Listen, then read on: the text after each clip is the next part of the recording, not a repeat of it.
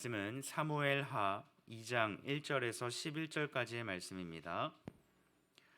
구약 성경 464쪽에 사무엘하 2장 1절부터 11절까지의 말씀 한 절씩 교독하시고 마지막 절 함께 보도록 하겠습니다. 제가 먼저 보겠습니다. 그 후에 다윗이 여호와께 여쭈어 아뢰되 내가 유다 한 성읍으로 올라가리이까 여호와께서 이르시되 올라가라. 다윗이 아뢰되 어디로 가리이까 이르시되 헤브론으로 갈지니라.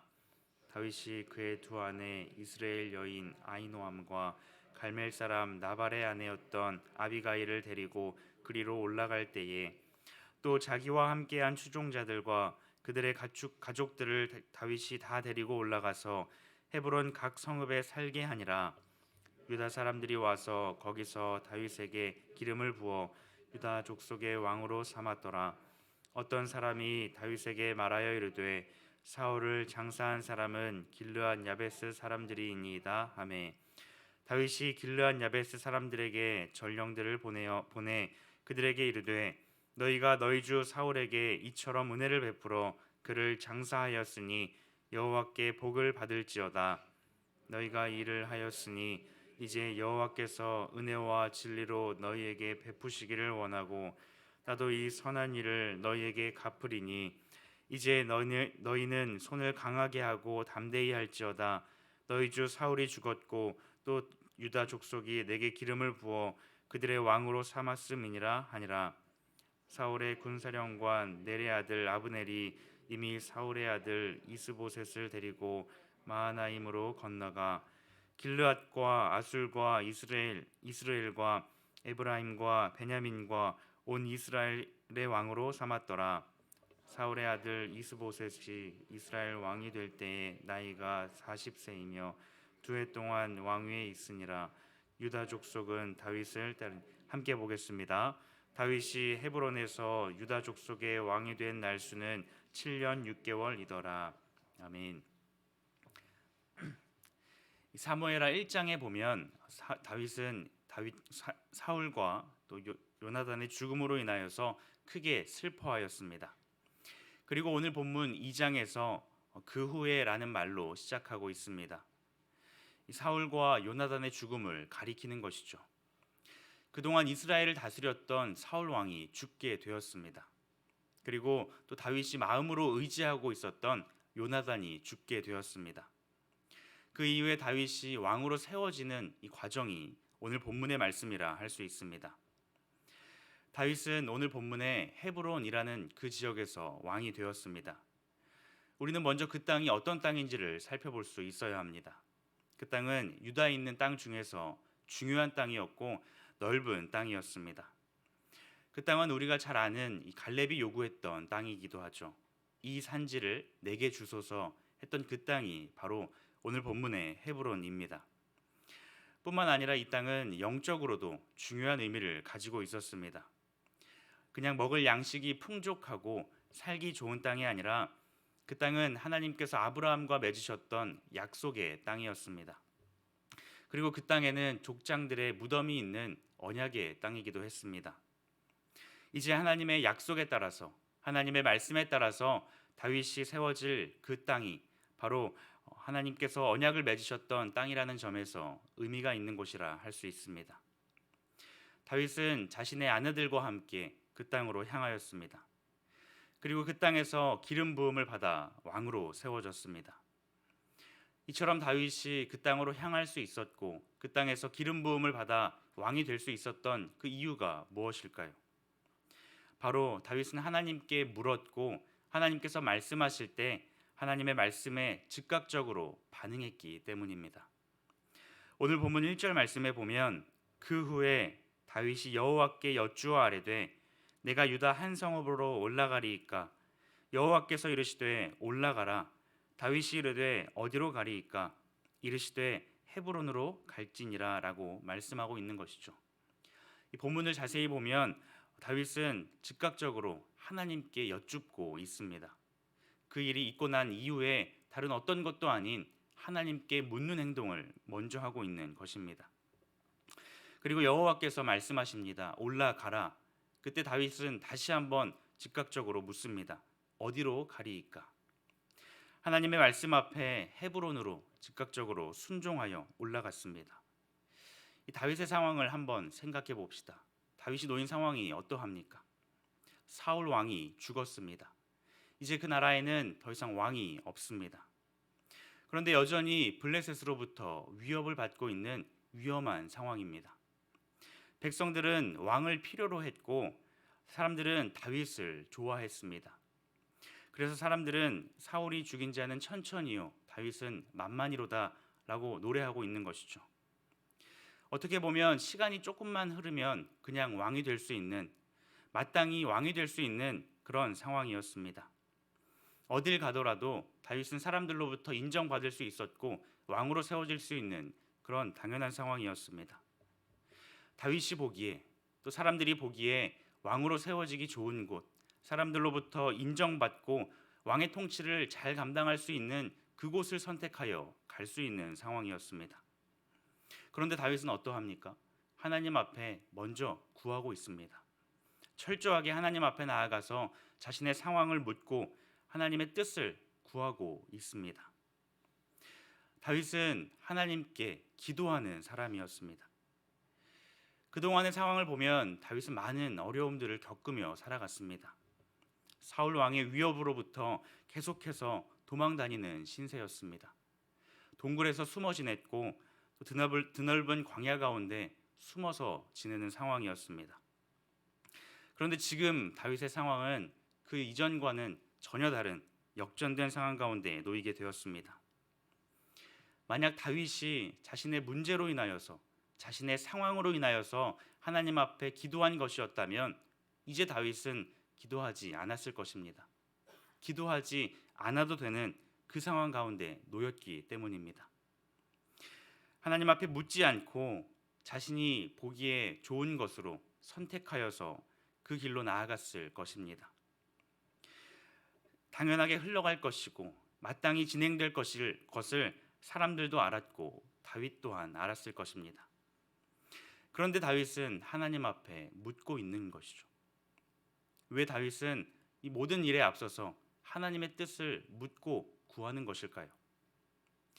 다윗은 이전의 경험들을 통하여서 하나님과 동행하는 법을 배웠습니다. 그냥 문제만을 해결해 주시는 분이 아니라, 그냥 자신이 처한 상황만을 해결해 주시는 분이 아니라 언제나 함께 하시는 분, 살아계신 사랑의 하나님으로 교제하고 있었기 때문입니다.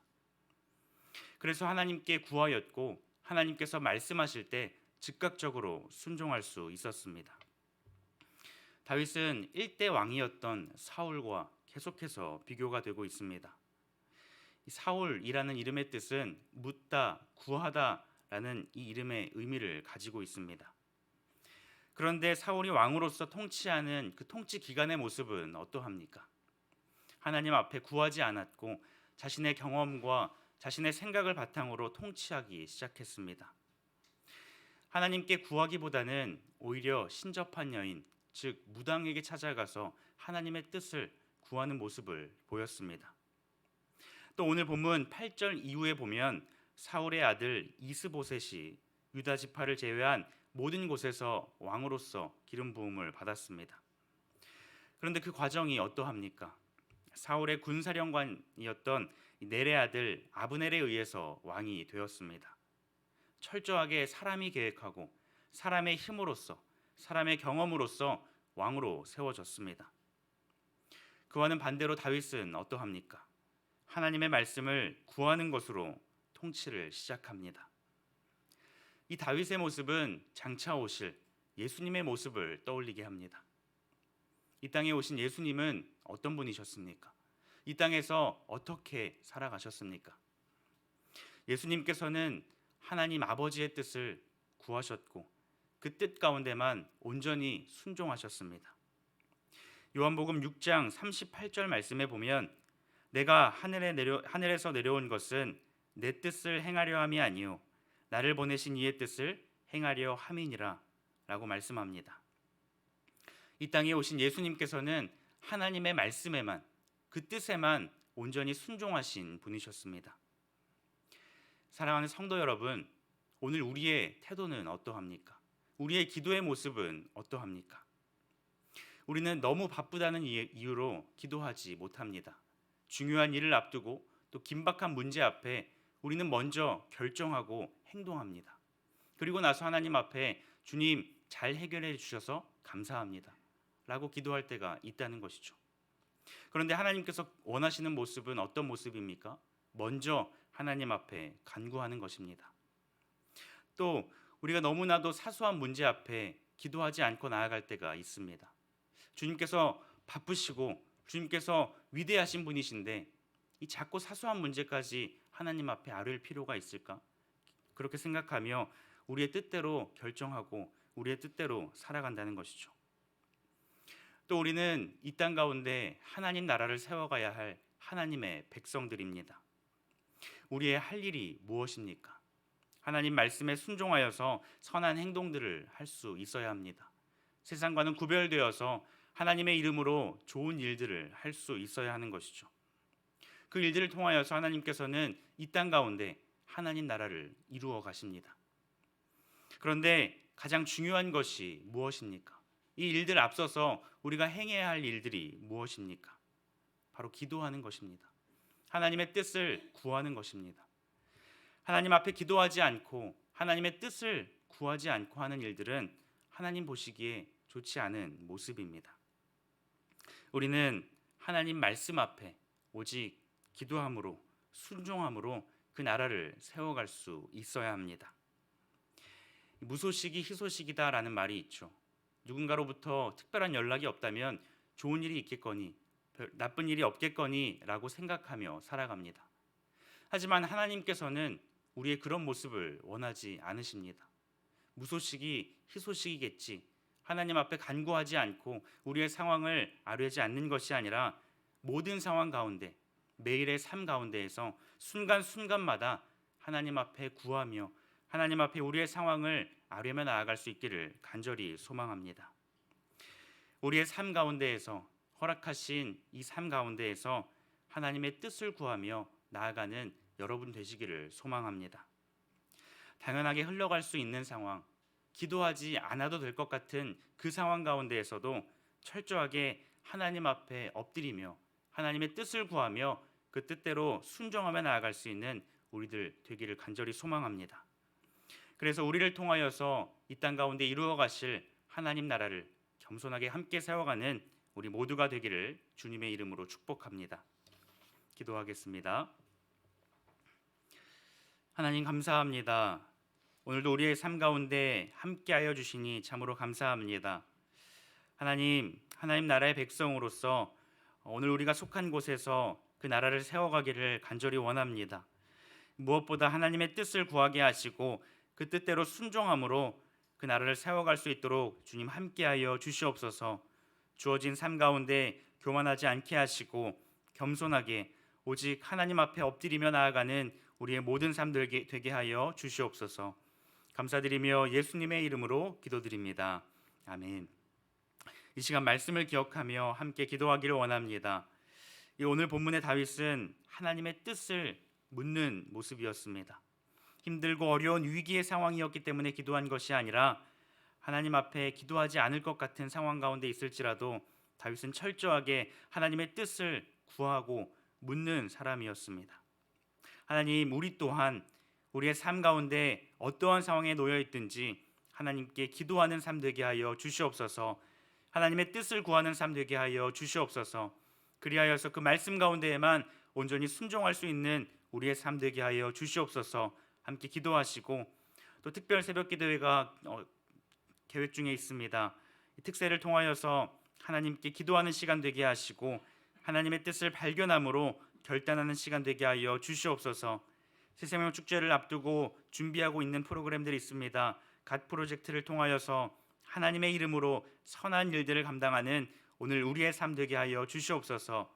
새생명 축제 가운데 우리가 품고 있는 영혼들 한 영혼을 주님께서 보내주셔서 주님 앞에 나아갈 수 있는 귀한 시간 되게 하여 주시옵소서. 함께 기도하시고 또 개인의 기도 제목을 가지고 하나님 앞에 나아가도록 하겠습니다. 기도하시겠습니다.